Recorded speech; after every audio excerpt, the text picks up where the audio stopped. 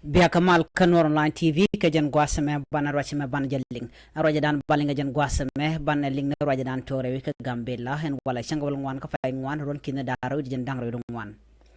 kan konore rochime de jogono jen nyak nas ko ken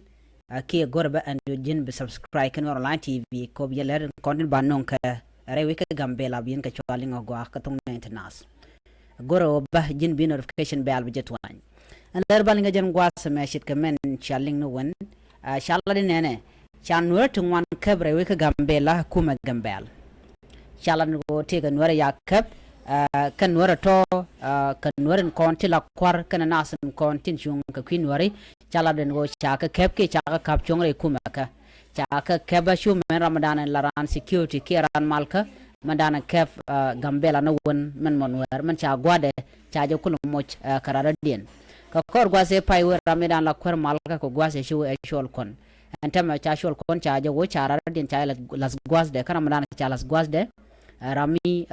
randu radin ramadan cha las gwas shol kon ka kwi malka ki security e won ma janka cha roje ma cha jela de nono na me jenda na to chala do ne di shop ka baro ke ne di shop ka wala won yamba kan wari cha ka kep cha ka las cha ka kep kume mena kume gambel kane kume federal neren kontin lokanas ko de maldar bere wisha ka gambela netin wan lon kula riya ka dob dana kap kana kane de kona kana chicken wari ka ber and dob dana kap kana ke men yang na ga jango da kan tara kana ngache no ngai kan je gwano gambela te gari to malat ka rodien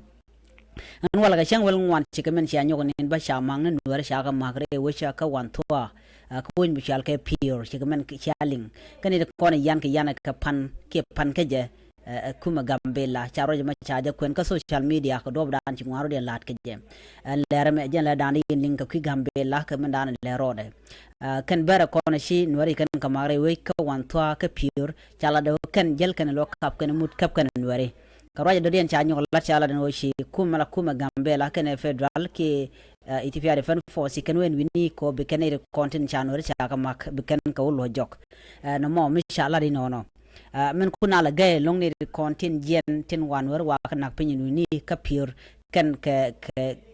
ka nywa ke bar de general we ka so Sudan jen ga ka pushala ka roje dan shalat ke je ne me jen dan li nga jen gwas me ka kuiler kontore we ka gambela ka dik ko na lat ka rodien ne me jen dan ling nywa ga ne ko ken ko biatin content be tin kan yen gan ling ka kui gambela kui malka ki kuiring den tok ben ka chwalinga gwa ka dob dan pai ka to ga je biata ka mal bye bye